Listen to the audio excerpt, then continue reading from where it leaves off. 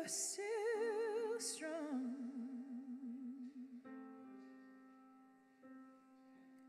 Love will soon come.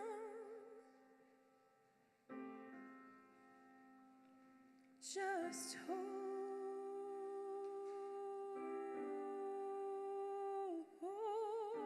on.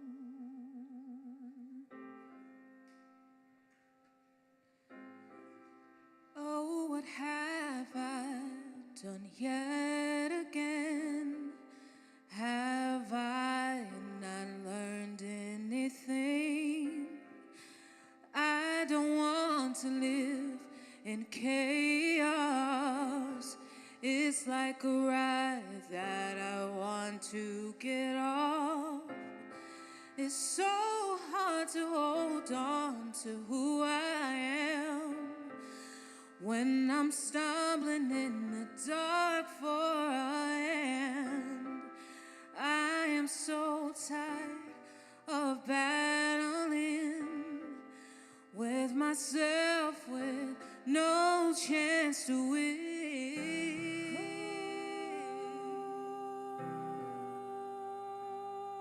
Hold on. Let time be patient. You are still strong. Let pain be gracious. Love will soon come.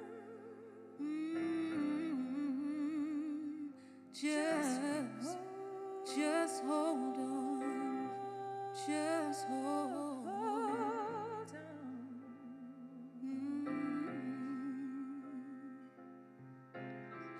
I swear to God, I am such a mess.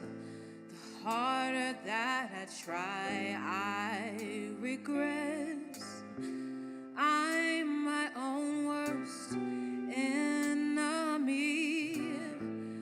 Right now, I truly hate being me. Every day feels like the road I'm on might just open up and swallow me whole. How do I feel so mighty small when I'm struggling to feel at all?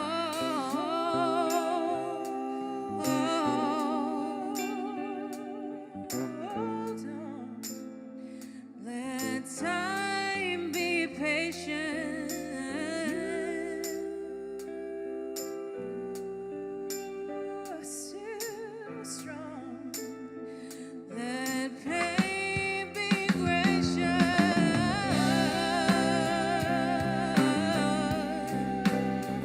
Soon come. Oh, just hold on.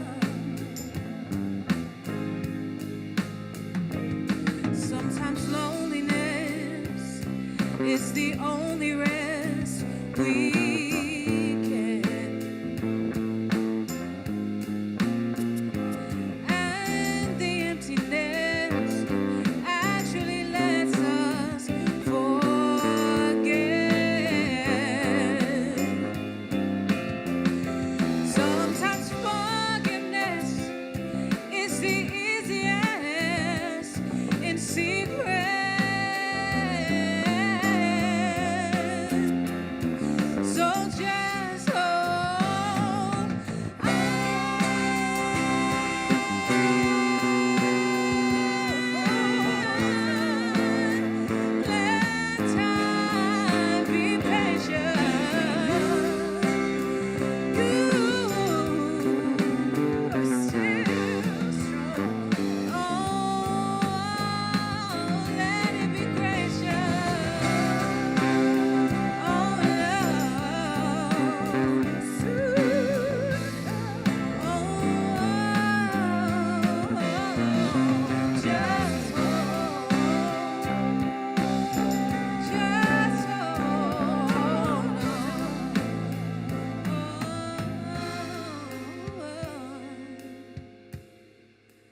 Just be patient.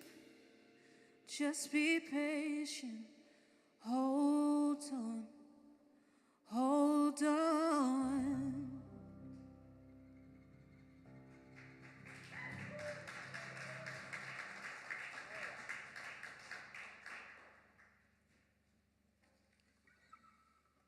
Will you all please stand for the singing of the Black National Anthem?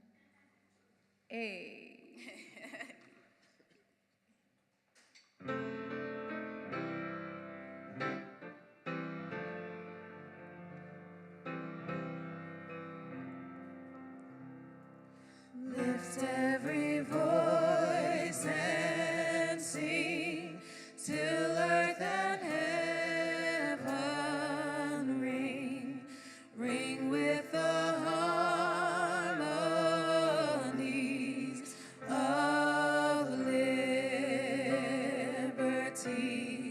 Let our rejoicing rise high as the listening skies. Let it resound loud as the rolling sea. Sing a song full of the faith that the dark past has taught us. Sing a song full of the hope that the presence has brought us. Facing the rising sun of a new day begun. Let us march on till victory is won.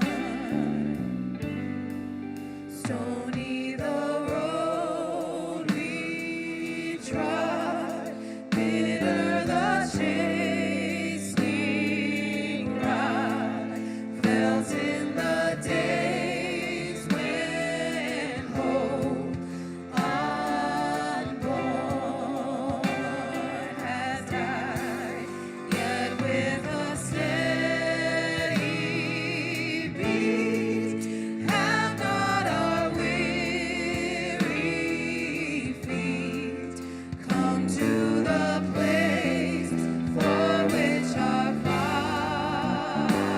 fathers sighed. We have come over a way that with tears has been watered. We have come treading our path through the blood of the slaughter. Out of the gloomy past, till now we stand at last, where the white gleam of a bright star is cast. God of our weary years, God of our silent tears, Thou who hast brought us thus far on the way, Thou who hast by Thy might led us into the light, keep us forever in the path we pray.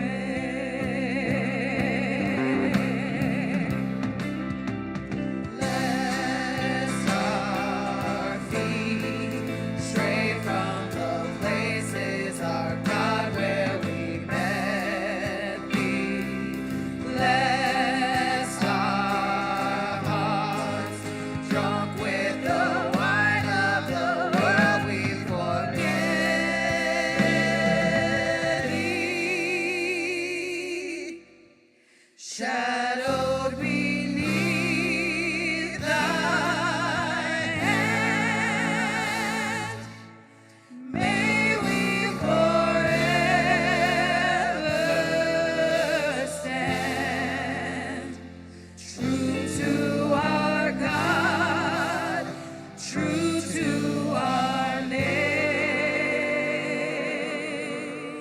of land.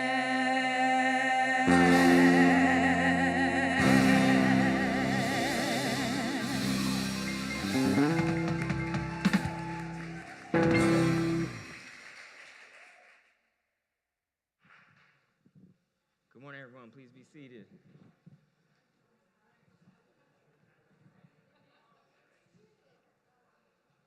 Thank you all for standing. I know that's not something we normally do in this space, but many of you probably know that Thursday was Juneteenth, and so we sing Lift Every Voice and Sing as a pay honor and respect to our ancestors, particularly the African-American, Black ancestors who have gone before us and paved the way. It's interesting because as, you know, Julia was picking the music this week and we're thinking about this, it brought to light some of you probably heard about the controversy of singing the American national anthem at the Dodgers game. I think it was last week where one of the person that was singing it, sung it in Spanish as a form of protest against the ICE raids.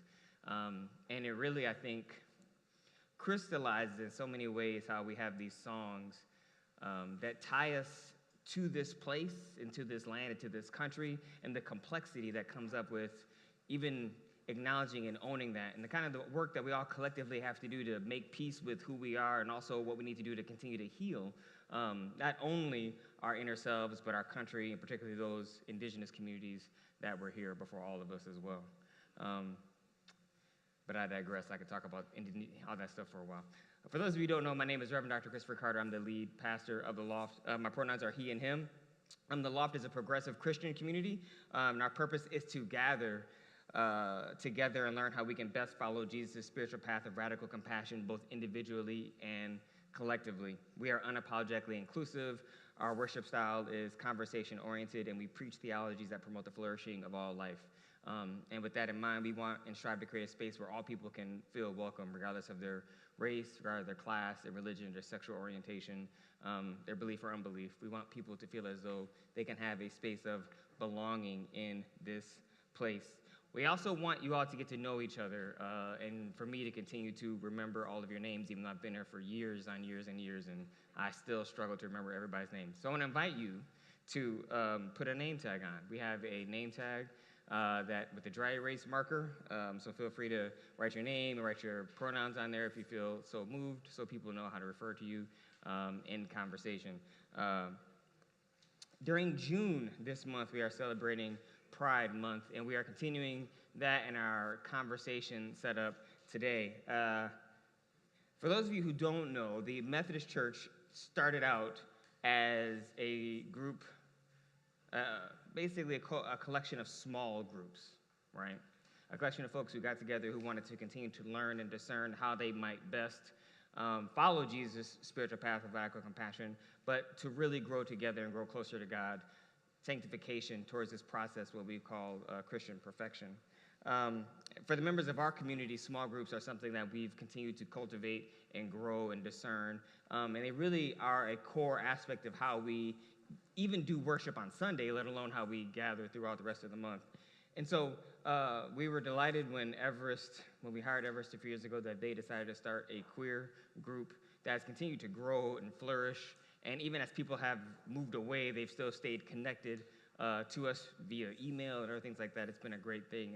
And so today I'm delighted to be joined in the center by three members of the queer group. Morgan, Pietra, and Elliot are going to join me in the center to have a conversation around identity, the ways in which we as a community have grown, help them grow, how they can help us continue to grow, and how we can continue striving to be an unapologetically inclusive space. So I want to invite you to give them a round of applause as a way to encourage them to do something in a few minutes, because I know they're all nervous, but I will say, like, if they just share what they wrote to me in emails, I think it'll be perfect. Honestly, I feel like I could have just read the emails and be like, and we're done. So, but before we move on into our community care, I want to invite you all to join me in our call to worship. I'm doing a call to worship this month, especially for Pride, so we can kind of really acknowledge and claim the work that needs to be done the harm we have perpetrated and the work that needs to be done continue to heal our relationship, broadly speaking, with the queer community. So, trust your belovedness. Let it be a protest, an act of resistance, a song of celebration. Let us trust our belovedness in a world that is rarely satisfied. Wear it like a badge of honor. Speak it as confidently as your last name. Tattoo it on your heart.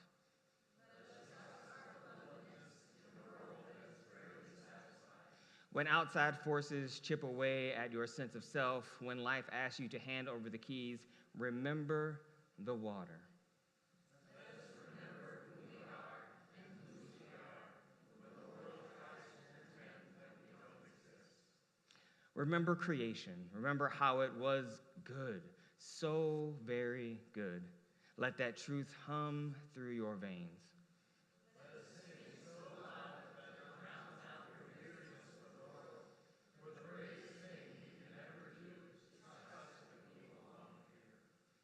The bravest thing you can ever do is trust that you belong here. So I invite you to stand and greet one another, to do something that we like to call, what do we call this? I'm just escape my mind.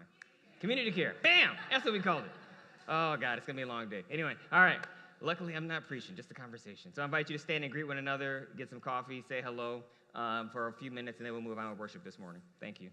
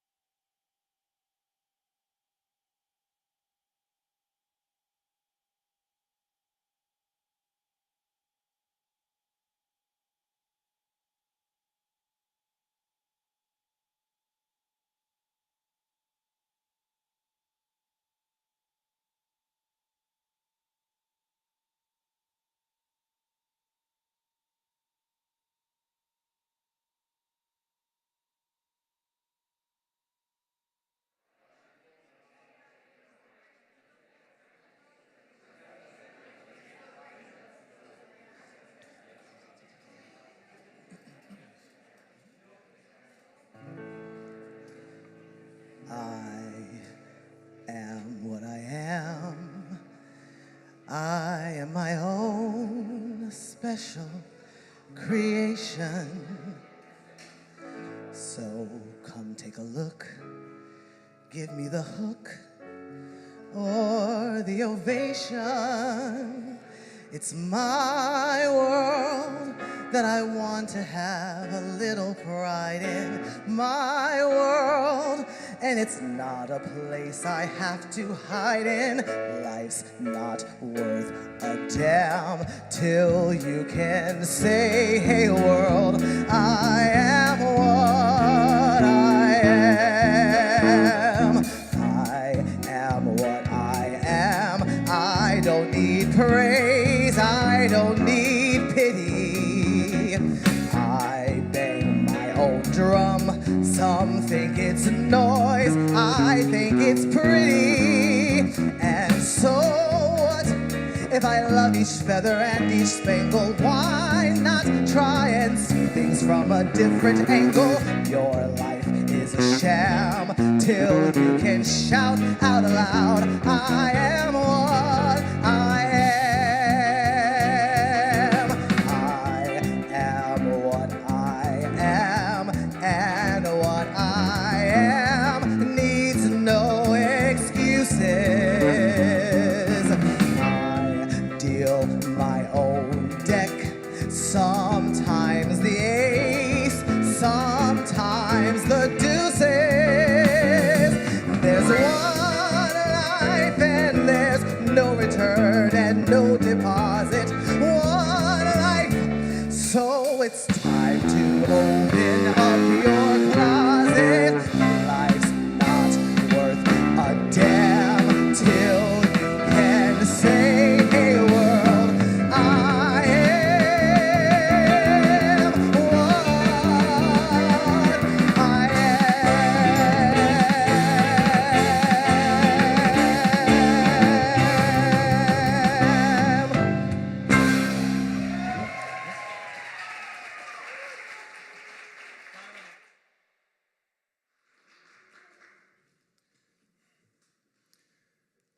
So I have a reading from 1 Corinthians, or some people call it 1 Corinthians, I think. 8, verses 1 through 13. And hopefully someone will explain all this afterwards, because I've read it 3 times and I'm not sure I get it.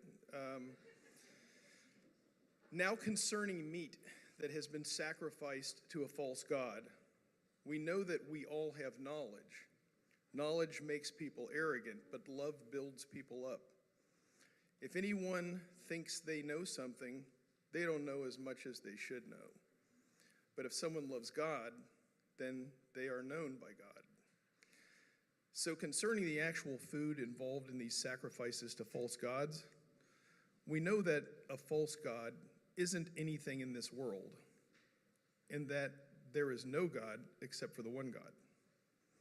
Granted, there are so-called gods in heaven and on earth, as there are many gods and many lords. However, for us believers, there is one God the Father. All things come from him, and we belong to him. And there is one Lord Jesus Christ. All things exist through him, and we live through him. But everybody knows this.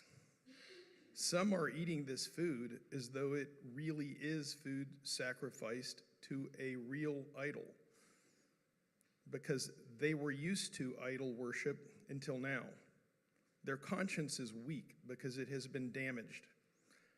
Food won't bring us close to God. We're not missing out if we don't eat, and we don't have any advantage if we do eat. But watch out, or else this freedom of yours might be a problem for those who are weak. Suppose someone sees you, the person who has knowledge, eating in an idol's temple. Won't that person with a weak conscience be encouraged to eat the meat sacrificed to false gods? The weak brother or sister for whom Christ died is destroyed by your knowledge. You sin against Christ if you sin against your brothers and sisters and hurt their weak conscience this way. This is why, if food causes the downfall of my brother or sister, I won't eat meat ever again, or else I may cause my brother or sister to fall.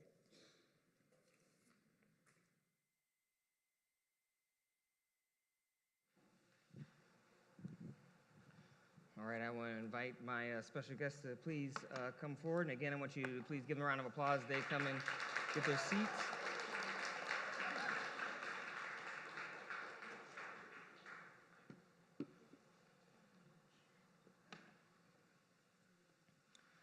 So, Jeff, I will be explaining how this ties to gender and sexuality in about 15 minutes. So, hold on. If you all could just please introduce yourself and just share how long you've been a part of the LOFT community. Hi, everybody. My name is Elliot, and I use he, they pronouns, and I've been coming to the LOFT since January of 2024. Hi, everyone. My name is Morgan. I use she, her pronouns, and I'd forgotten how long I'd been here, but thanks to Google, I can tell you exactly. I've been coming to LOFT since Sunday, April 10th, 2022. Hello, everyone. My name is Petra, she, her pronoun. I've been here since October last year, so baby here. Yep, very new. So the first question that I wanted to invite y'all to share that we discussed is how have you been able to maintain or build your identity as a Christian alongside your identity as a member of the queer community? And I know as we had our conversation with Everest last week, like this is a different kind of unique journey for everyone, but there is always a spiritual journey in that aspect. So I'm just curious, how have you been able to kind of build those identities together? So if you've spoken to me during conversation questions, you definitely know. I am from Sheridan, Arkansas. I grew up in a very small town of about 5,000 people. And I went to an evangelical Baptist church growing up. So what that looked like was very strict gender binaries and roles. I helped put together a youth revival, was the first and only person to deliver a sermon as a woman at the time. The first ever only woman to deliver a sermon on that stage, and apparently the last. So gender had always kind of been a prison for me, very much outlined by shame and social consequences if you escaped it.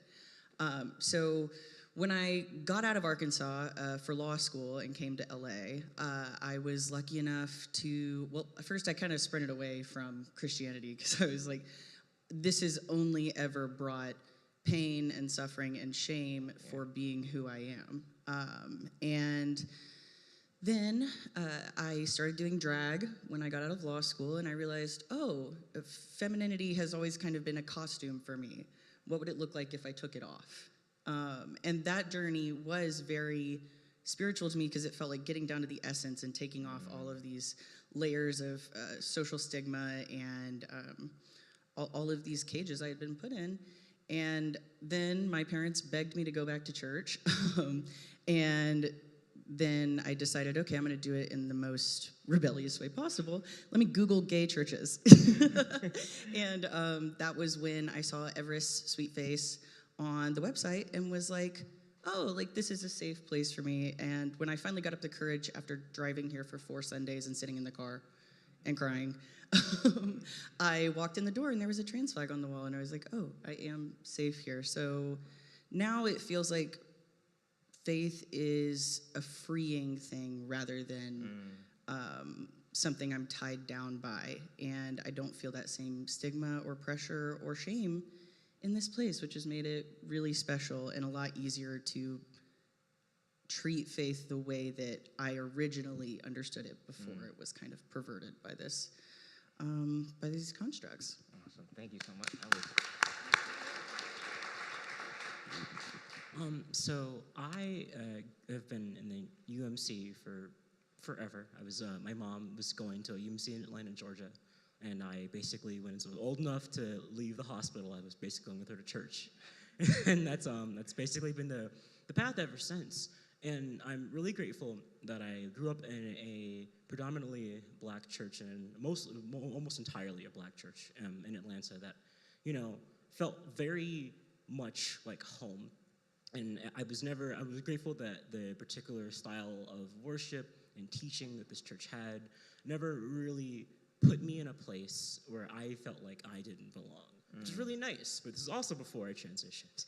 But even then, I still would say that they have sort of maintained this theology that focuses on how God is a helper and not so much about what you are or aren't doing that that could be displeasing God, as we know God.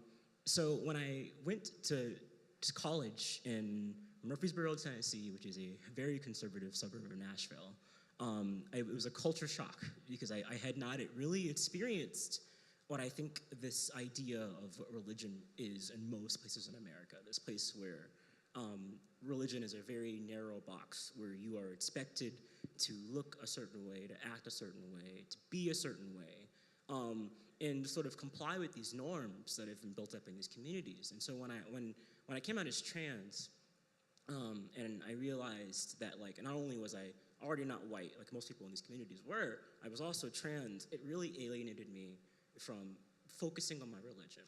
And I think for a couple years, I took a step back where I just didn't really know what to do about it. I felt like in my heart of hearts, there was a God out there that, the Christian God, my God, would never reject me.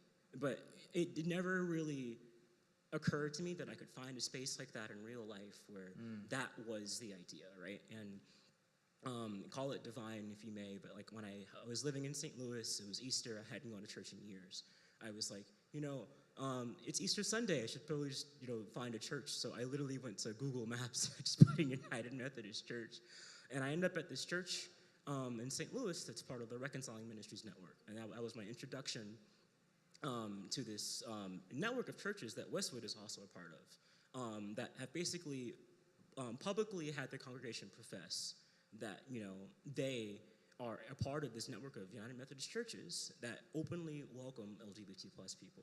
And that was huge to me, because not only had I not found a church that was preaching liberation theology, I'd also never found a United Methodist church that was openly accepting of queer people, was talking about it and discussing these issues, And I think that what was even more impressive to me is that this church paid for it. They lost half the congregation. They lost their building in 2021. They closed, and it had been around 100 years. It was in one of St. Louis's most wealthiest neighborhoods. They were alongside Washington University. They'd been there for a very long time. But I think that it meant a lot to me that they were able to take that step and say we want to align ourselves with what we believe is just. And I think that when I realized that this was a path that I could go down, it was all kind of history from there. I was able to get involved with the Reconciling Ministries. They had a conference in Chicago where they talked a lot about queer faith and theology. I met a lot of queer ministers and a lot of queer pastors and reverends who were talking about it in this way. And I feel really grateful that when I moved to LA and I was looking for a church home, I was able to find Westwood as a part of this network, and the rest is kind of history. Thank you. Wow, thank you, Elian. Thank you, Morgan. It was very beautiful.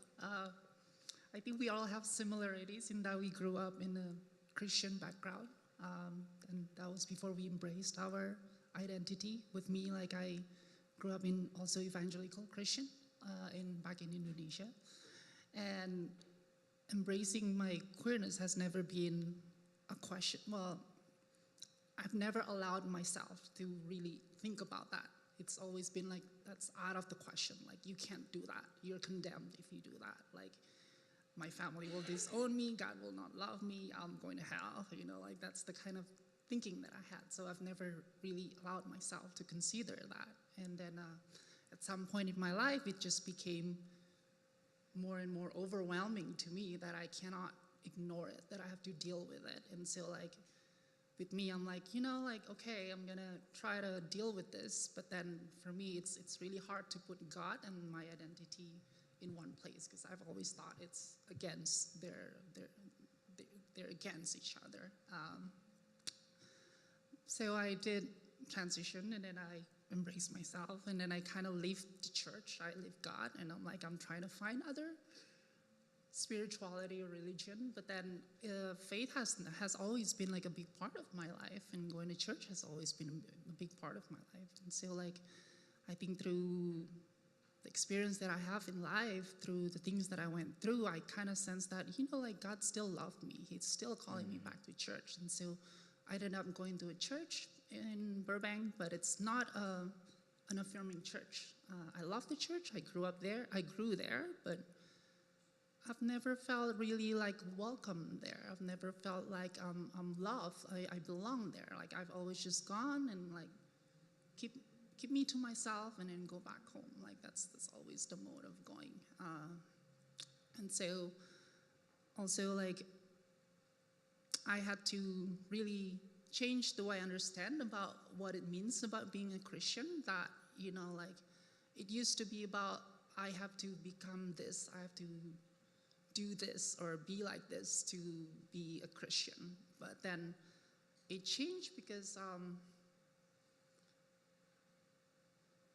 I have to deal with my own like self-condemnation, I call it, and so it changed into something that, like being a Christian is more about loving God, trusting His word, and loving others. It's never been about you have to be someone, be married, have kids, or have a good marriage or things like that. Yeah, I think that kind of shift in terms of, oh, please, round of applause, thank you. I think that shift towards recognizing that our relationship with God is not something that's merely external by following a list of prescriptive rules. Rather, it's about a kind of inward transformation, is something that, as I learned from my friend, Reverend Blair, we might call part of our stages of faith in terms of how we continue to mature in our own understanding of God. And that takes time, and not everybody actually grows and matures in that way. And I think for many folks who aren't able to kind of get to this place, I think this kind of, it leads into the last question I want to ask y'all before we kind of have a broader conversation, is that you see so many churches that are resistant, to actually accepting all people, right? And it's interesting, Morgan, how you already could combine the intersecting realities of being black in a space and be like, I didn't fit in, and now there's other things, so I know I really don't fit in. There's this boundaries that have been constructed. And so I'm curious also from y'all, what do you think is, from your perspective, the underlying resistance for some people, particularly for some Christians, to accept queer and trans people in their communities? Like, what do you think, from your own perspective, is that resistance that prevents them from taking that next most faithful step? Yeah, so I guess I attribute a lot of my questioning of I spent all of the time growing up going, but why? But why? But why? I attribute a lot of this to my neurodivergence. If you give me a rule and there's no reason for it and it doesn't make sense, I get really, really frustrated. And these binaries that were drawn up, I think binaries and strict rules give people a lot of comfort, and that's what a lot of people come to church seeking. And critical thinking often in these regressive churches is discouraged. Asking why, it's not for you to understand. You'll get it when you get to heaven, and until then, just trust that the system is the way it is for a good reason. And that always really frustrated and bothered me. And that critical thinking really led me to go, like maybe there is no reason, biblically or otherwise, that queer people and trans people cannot be in the church. Maybe there is no reason that gender is immutable and unchangeable. And I think that scares a lot of people. I think it is initially very frightening to go to your self-concept, to go, yeah, there is another path I could take if I wanted, if it would make me feel more comfortable. But it's going to require some discomfort in the meantime. And a lot of people look at the world as that's the way it's always been, so that's the best way for it to be. And I think that's a piece of the resistance, and also anything that's friendly to power, like a hierarchy, like a strict division, is rewarded by, or I guess negatively treated with shame. Yeah. Anything that is a threat to power. And I think that breaking down gender binaries and being exactly who you want to be, regardless of the system and what it tells you to be, is threatening to power and also very liberating and important. Yeah. No, I think, Morgan, this really, what you just shared, Elliot, ties into a lot of, Morgan, what you sent in your email, which was really, like, I mean, that was a lot for me to digest over a couple of days, because it was so in-depth and so in detailed. I could tell you spent a lot of time thinking about this, particularly about the ways in which some of that resistance is tied to just long-held beliefs around certain gender roles and what that means. So I wanted to just say that to set you up for your answer, because it was really well thought out. Thank you, I appreciate that. But I think, like, Elliot's also completely right in this, in that, like, I feel like, and I'm speaking broadly to the wider establishment, I think that trans people are a threat. I think that, like, it's like, you know, when you have something that transgresses, pun intended, these ideas and these ideas about how we should exist in these religious spaces, that's something that is very threatening to power. I think if somebody, and I mean anyone, I think if there is a cis man or a cis woman who sees a trans person and goes, well, if they can do that, then why do I have to do this? Like, that is a threat. You know, if someone looks up and goes, why do I have to have children if this person can transition? Or why do I have to be the one that goes out and makes all the money and works 40 hours a week? Why do I have to do that if a trans person can transition? They like, the society at large does not want anything that can get people to think, that threatens this idea of how we are supposed to exist, like, you know, within broader society. I think that, like, and we'll probably get into this later, but I think a lot of the legislation that we're seeing these days, it's not, yes, it's meant to target trans people. I think trans people, the idea is to eradicate us from public life, right? But I think that the end goal of controlling our bodies, controlling our healthcare, controlling how we use the bathroom is to control everyone. Because if you can police femininity, if you can police masculinity, if you can tell people, like, this is how you're supposed to act in public, you can be controlled. And I think that as religion being a tool that has been used for control in the past, you know, for thousands and thousands of years, I think that fear comes from this place. And really quickly, I think another thing that I think may also come up, and this is something that I feel like is more on a personal level, and still my opinion, of course, is that I think that sometimes the idea of a trans person or even a queer person being in a religious space can be threatening to someone's personal idea of what religion is. And I think what I'm trying to get to there is that, like, if you believe that trans people are inherently sinful, but you create a space to allow inherently sinful people to be a part of your God-loving church, what does that say about my religion? If I believe that I am a God-fearing Christian, I've done everything right, I go to the church where everyone does God the way that it was intended to do, if you introduce poison into that well, what does that say about my religion? How will God view me if I am in full relation with someone who is not godly? And I think that a lot of people feel very insecure about this idea of letting someone different into their religious spaces because they want to feel like their Christianity is secure in themselves. They feel like they need that validation of, like, this is how I've done religion, this is how religion's supposed to be done.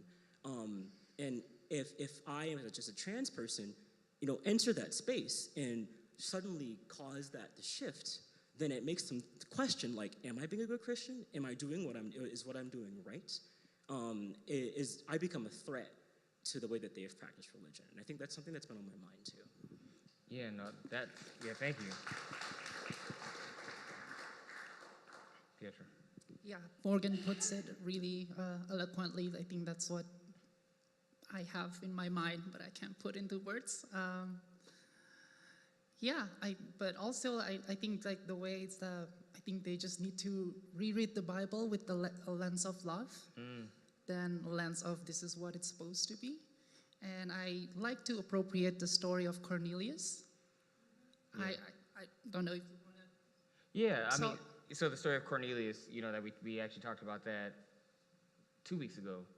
I can't remember. I think it was 2 weeks ago, where you have a Gentile. Yeah, we talked about it on Pentecost, where you have the first Gentile that's converted, broadly speaking, to what we would call contemporary Christianity, or what becomes contemporary Christianity, where they are not accepted because he's not Jewish. And Peter has this vision where he realizes from God that, as I'm going to get to in a moment about the food, that there are the distinction between clean and unclean, that God deems everything clean. And he understands through this vision and his encounter with Cornelius that Cornelius is a God-fearing person and that he can eat with Cornelius. Cornelius can participate with them in worship. He can become a part of their community, even though by birth or by the way he was supposed to be, he was ostensibly unclean, unwelcome. That boundary was held up. And so you see this shift in the relationship, honestly, the growth of the church, because it becomes a church, broadly speaking, full of Gentiles. Right, yeah. I kind of appropriate that story into my story, and yeah, I don't know. I just believe that love, as Christian, we should lead with love, instead of leading with this is what it's supposed to be. Like if you tell somebody who's queer and be like, and you come to their face, you're sinful, you're not supposed to do this, like they're not gonna come to church with you. If you tell them we love you, we welcome you, most likely there's more chance that they might go to church with you and listen to what you have to say. Yeah, I think that part of the reason I chose that passage around meat, and it's actually inspired by, my own work with food, but also there's this book, Queer Theology, by Lynn Marie Tonstad, where she talks about that Gentile Pentecost and the ways in which, while people may read the Bible in such a way that they look at the, places where it talks about gender and sexuality and read that in a particular kind of strict way, there are more restrictions and more places that regards to food than anything else in the Bible in terms of our bodily relationships with other things. Food is so important in gauging our relationship to God, gauging our relationship to others, and how we create community and hospitality. That's why it's woven throughout the text. And in this sense, what Paul is doing in this passage is he's, in a very Pauline way, where I actually can like Paul, writes this thing where he's like, hey, there isn't a God, so you can eat this meat as long as you understand that meat to sacrifice to an imaginary God doesn't exist. However, if you do it in front of someone else who doesn't understand that, who hasn't gone through that stage of moral development, you're doing some harm to them. So you have to be careful around what you do around other people if they haven't had a mature enough faith. But what's interesting around Paul in this passage is he kind of does a thing where he doesn't say what's the mature stance, right? He doesn't say the mature stance is to not eat meat or to eat meat. It's that that it doesn't matter. Literally, he's like, it doesn't matter because God is all that matters. If anything, what I love about this passage, I think when you actually interpret and to apply it on our lives with respect to gender and sexuality, what I think becomes evident is that is something that's a distinction between this person and God. And those boundaries that we draw, God is continually undoing those boundaries so we can be in relationship with each other and ultimately grow in greater relationship with God. That I think is why I had you read that complicated passage, Jeff. So hopefully that made sense to you all. I want to pause here and give us a chance to have a little bit of a conversation. Oh, you have to clap for me. That's fine. All right. If we could put the first conversation question up. Because I think I want us to kind of sit with the moments that we all talked about or they discussed when their theologies and beliefs began to shift. Like what kind of came up for you? So recall a moment or the moments when your theological beliefs regarding gender and sexuality and Christianity began to shift. What feelings came up for you as this shift was taking place? And how did you tend to those feelings? Like what did you do in light of those feelings when you started to begin to perhaps transgress on some of the norms you had been taught if you grew up in a kind of space that wasn't a reconciling church? Let's spend about 5 minutes of conversation and then we'll move on with worship.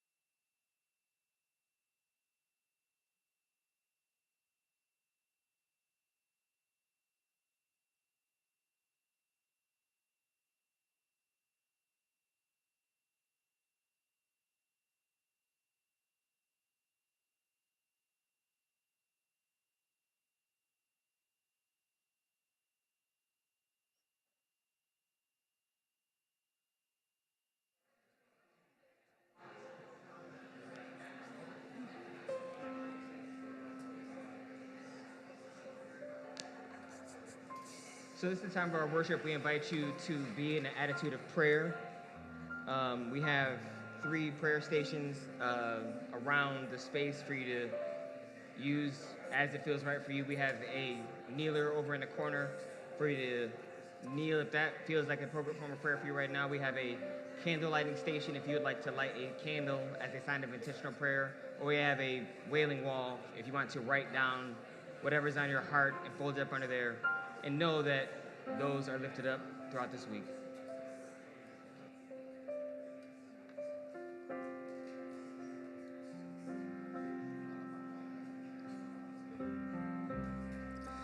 I can hear my daddy praying.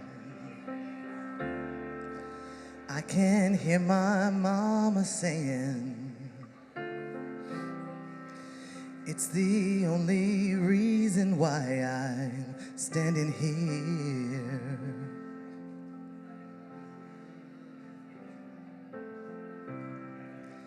They say prayer was a master key. If I pray, then God would answer me. Oh, you really did. You showed me your care.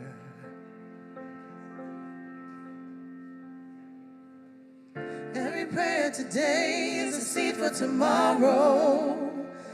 Keep praying, keep praying. Hold on to the faith and the blessings will follow. Keep praying, keep praying. We are living proof of what holding on can do.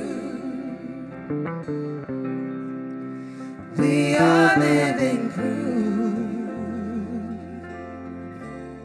of what holding on can do. You see every tear that's falling, yeah. And you can feel the pain and burden, yeah. And you hear every cry to heaven, so let it rise.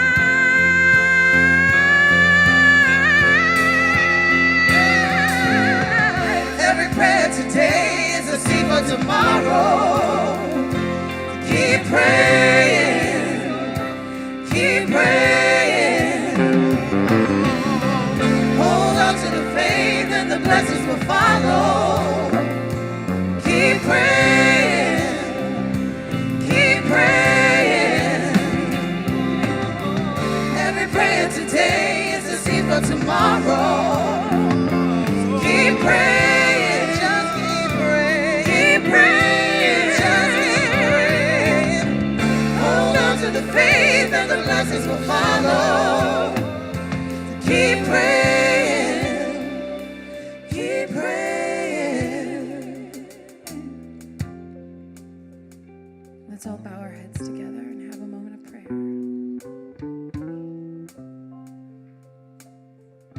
Gracious God,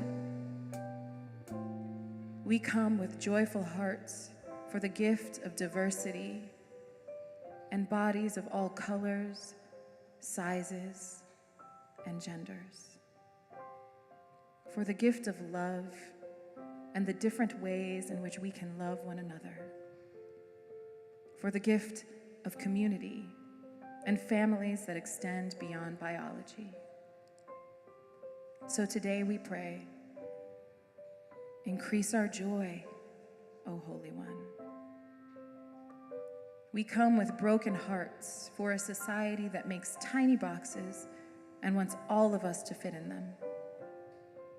For love that is conditional and asks us to be who we aren't.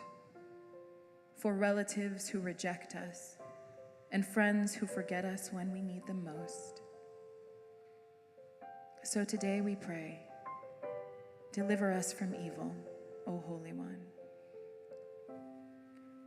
We come with thankful hearts for the strength and courage to be and exist in this world exactly as we are, exactly as you made us to be. for dreams of new ways to dismantle systems of oppression, for love and hope, knowing a different world is possible. So today we pray, be with us always, O Holy One. Amen. Don't grow weary, keep believing. For in due season, you're gonna see it. Don't give up, don't you ever give up. There's no way you can let us down, so keep your head up, knees to the ground. Don't give up, don't you ever give up. Don't grow weary, keep believing. For in due season, you're gonna see it. Don't give up, don't you ever give up. There's no way you can let us down, so keep your head up, knees to the ground. Don't give up, don't you ever give up. Don't grow weary, keep believing. For in due season, you're gonna see it. Don't give up, don't you ever give up. There's no way you can let us down, so keep your head up, knees to the ground. Don't give up, don't you ever give up. Don't give up, don't you ever give up.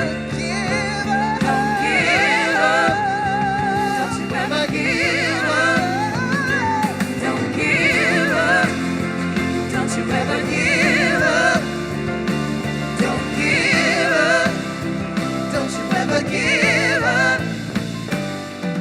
Say a prayer for your brother. Say a prayer for your friend. Say a prayer for someone who really needs it and see the proof of what God can do. Say a prayer for your brother. Say a prayer for your friend. Say a prayer for someone who really needs it and see the proof. And see the proof.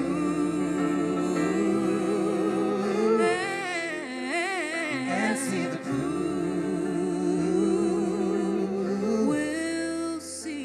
We'll see the proof of what God can do.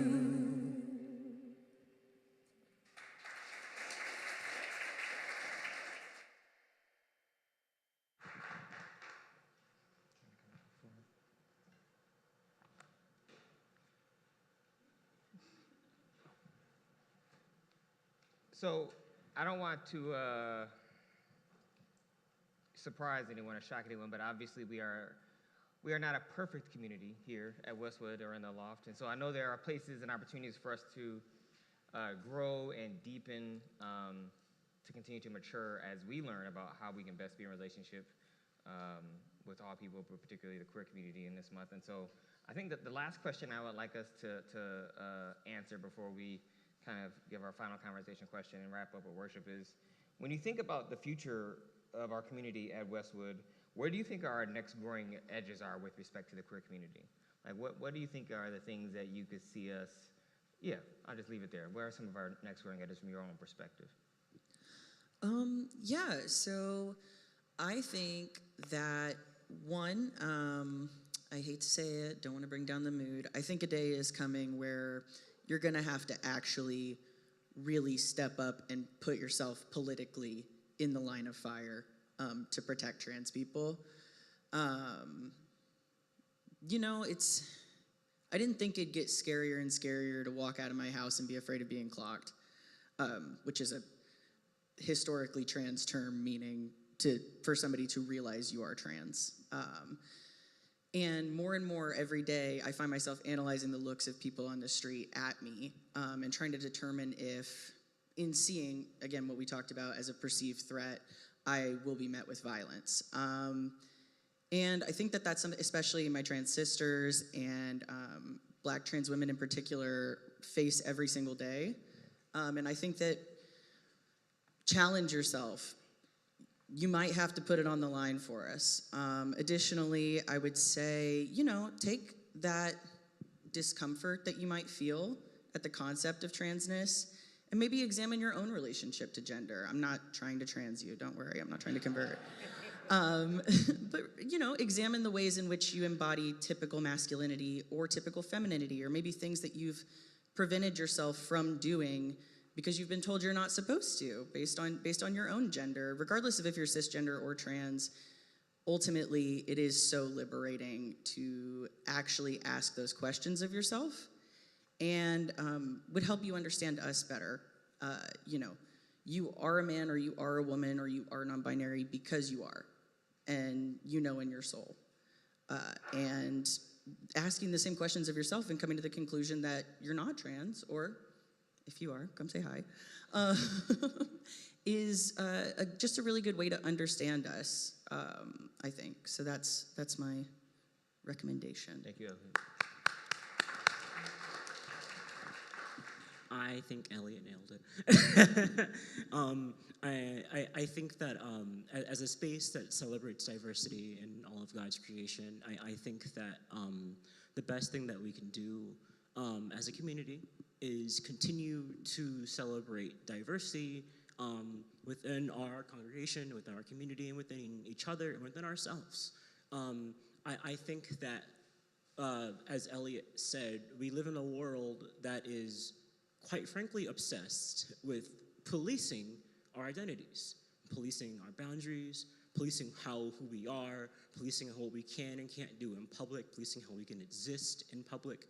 And we all have experienced, what it feels like to walk out of our house and realize that, we do not fit what someone out there is expecting of us. And I think that, we can find a sense of empathy in that feeling and bring it into this space and continue to sort of celebrate everyone that we meet here and the people that are here. And I think a lot of what I mean by that, of course, is being open and accepting, but also if you find yourself in a place where, if you're thinking and you're realizing that you have these ideas about how a certain person should be, a trans person needs to look like this, or needs to act like this, or a woman needs to act like this, or a man needs to act like this, or a non-binary person needs to look and be a certain way to be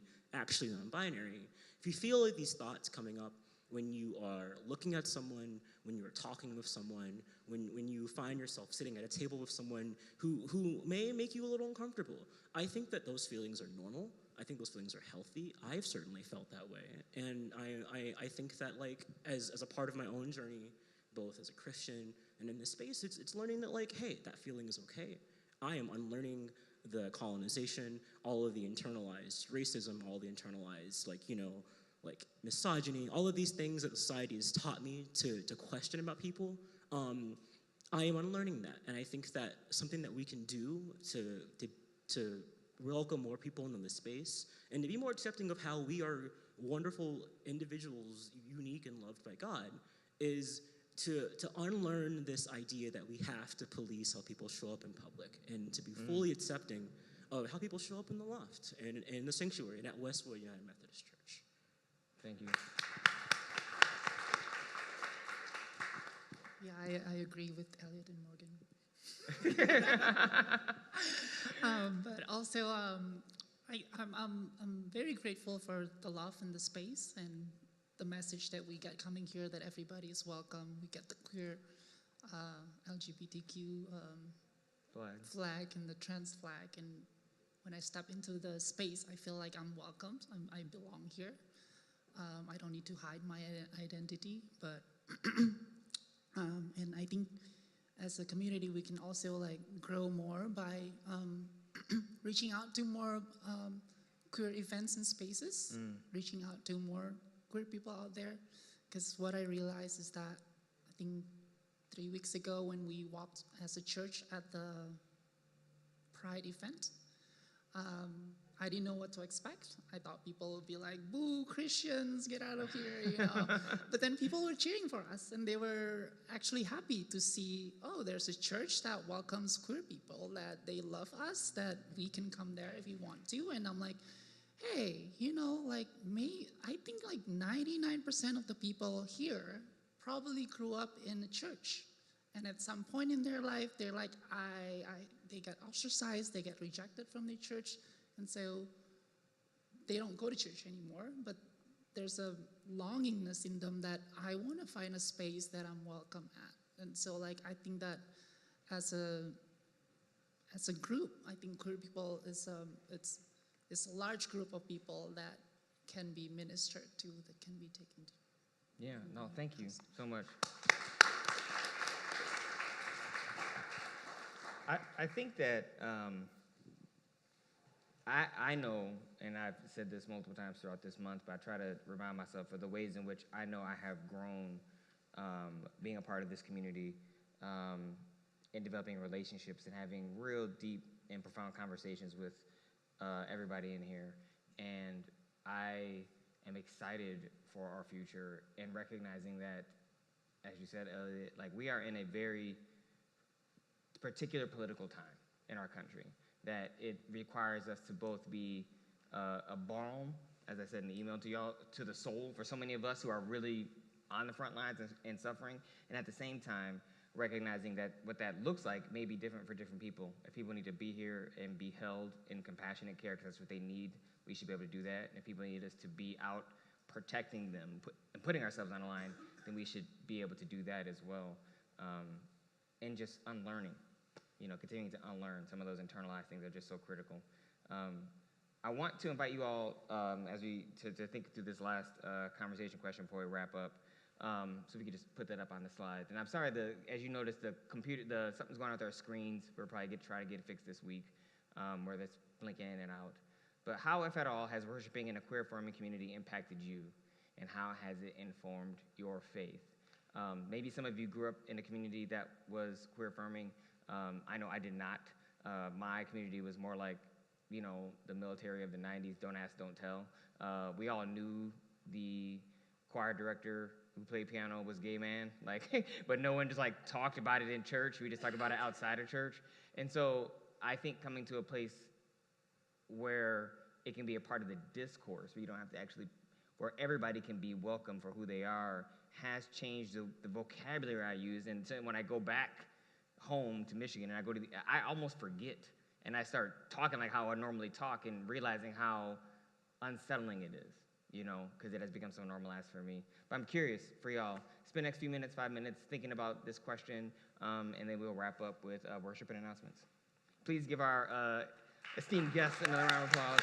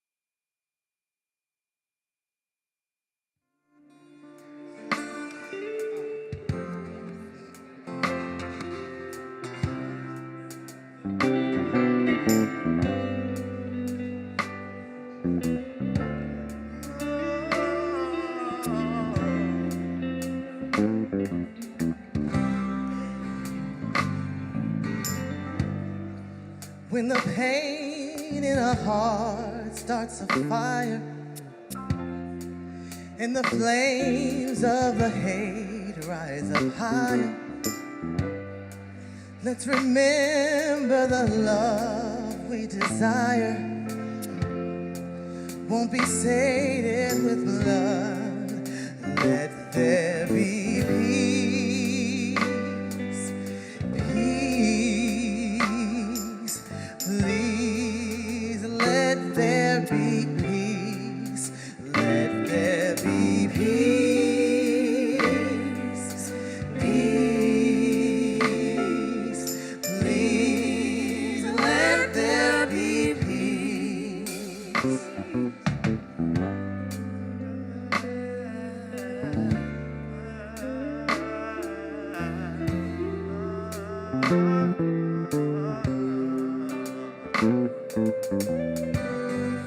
When an eye for an eye turns the world blind, when there's war and we don't really know why, when the peace that we seek isn't outside, may we live as this prayer, let there be peace, oh peace, Please let there be peace.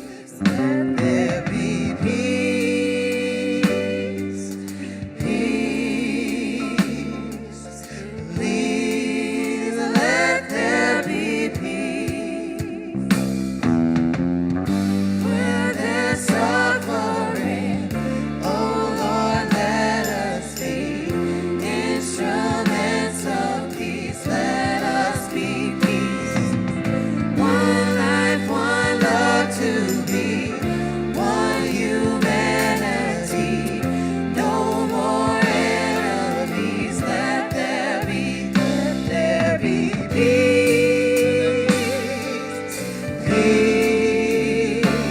peace, please. Let there be peace, let there be peace, peace, please. Let there be peace, let there be peace, peace, please. Let there be peace, let there be peace. Where there's suffering, oh Lord, let us be instruments of peace. Let us be one life, one love to be, one humanity, no more enemies. Let there be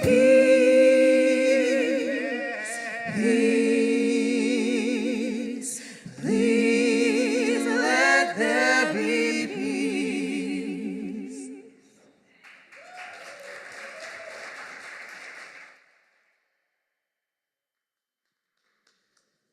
Good morning, and want to thank everyone who spoke today. Elliot, Morgan, thank you so much for speaking and for sharing your story and being a part of our community. And yeah, we need to stand in the line of fire, and I think there's scripture that supports that. You know, I think it was, greater is no love than to lay down one's life for one's friends. So, you know, there we go. Study more, no more. Anyway, I'm here to do Wesley's job. Though I am not Wesley, I will never be able to fill those large, beautiful shoes of his. They're quite nice. And so, but I'll give you just a couple of announcements today. By the way, it's good to see new friends, old friends here. Welcome. If you want to get involved in our newsletter, the loftla.org/sign up. And this is just a really quick plug. Even if you're new or haven't been involved in a while, it's really nice to just kind of invest yourself in a place with people who will make you feel better, because there's so much depression everywhere outside, whether it's in your bank account or on the, the TV screen, so I will say for me, it has been really life-giving to be able to connect and to be with my friends here and to live life with them. So that's the plug for that. This week, the only group that's going on is the Westwood group, Thursday, June 26th at 7:30. If you want more information, you can email Wesley at wesley@theloftla.org. And then we have the La Plaza Social Justice Pilgrimage on Saturday, July 12th. The blurb is, join us for a one-day pilgrimage to La Plaza, the birthplace of the city of Los Angeles. The plaza has been a hub of diversity, strife, and social justice and political change since the beginning of our city's history. We will see some beautiful art, build community, and learn about the rich history of that part of our city at La Plaza. For more information and to sign up, email Everest Harvey at everest@westwoodumc.org. And that's the announcement. So, yeah, hope you guys have a great day. A couple of things before we do the benediction. I am going to be traveling for the next few weeks, so I won't be here the next 2 Sundays. I'm going to be ironically teaching a course on religion, ecology, and environmental justice in South Africa. I say ironically because you might be familiar with what's happening with the Afrikaner refugees that are using quotation marks because of the white genocide. But maybe you don't know about it, but that's not what's happening there. So a lot of quotation marks to talk about this stuff, but I'm excited to be there for about 2 weeks. So I'm going to be gone for the next 2 Sundays. So Pastor Molly will be preaching next Sunday, and then Reverend Blair will be preaching the Sunday after that. Where's Blair? There, Blair is over there. So very excited to have her preaching. Also, I want to point you all's attention, if you haven't already subscribed to the Progressive Christians podcast, please do so, because hopefully it won't make you cry. I'm hoping it won't make you cry. But this week's episode on Thursday, our own Jonas Williams, who does the AV stuff in the background, is joining us in the background. The reason I lift this up is because it's about kind of what's going on with young men, which means obviously because of patriarchy, it involves young women as well. But there was so much I learned about what's happening and what's going on, the challenges that young men are facing in this country and how it's impacting them in our communities. It was a very rich conversation, so much so that we're gonna have a follow-up conversation in August. So really, I want you to, if you have an opportunity, if you haven't had a chance to listen to it, please try to subscribe and get a chance to listen to this podcast, which I think AJ said we're going to be trying to aim for publishing on Thursday. That's the last announcement, so I invite you to receive the benediction. May the grace of God go with you as you leave this place. May you be filled with the Spirit, such that you are able to turn inward, to love yourself, to call yourself a beloved child of God, to accept yourself for who you are, knowing full well that God accepts you. And may you go into the world and love like Christ, extending your arms, creating community, welcoming all those who want to follow the way of compassion, the way of love, the way of justice, turning towards those who may resist us and inviting them to follow us as well. Let us go into the world now and forevermore. And everybody please say amen. Amen. I'll see y'all in a few weeks.